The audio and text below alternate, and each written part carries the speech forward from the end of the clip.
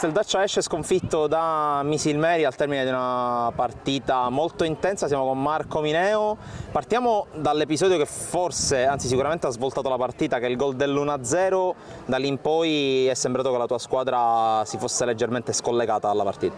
Sì, l'episodio del rigore un po' ci ha fatto uscire, io credo che l'avevamo impattata anche discretamente bene, avevamo avuto 2 o 3 palle per fare male al Misilmeri, che poi abbiamo preso questo episodio del rigore e lì subito dopo il 2-0 e siamo un po' usciti dalla partita. Il secondo tempo un derby è bello anche per questo, quindi è stata molto veemente come partita, un po' di confusione, probabilmente se trovavamo il gol un po' prima potevamo impensierire, però credo che, ripeto, dopo il rigore ci siamo un po' disuniti stranamente, ma è logico che siamo alla prima giornata e dobbiamo lavorare.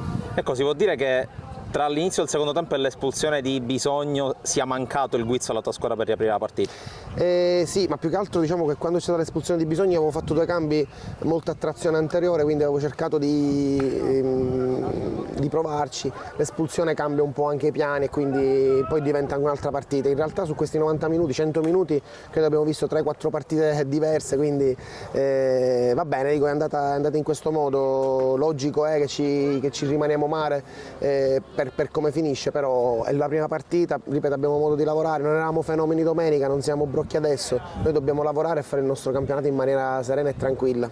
Ecco, domenica hai la prima in casa di campionato, dopo quella di Coppa contro l'Aspra si può dire che, come abbiamo detto la volta scorsa, che buona parte delle chance di salvezza del Casteldaccia passano dal Fiorilli.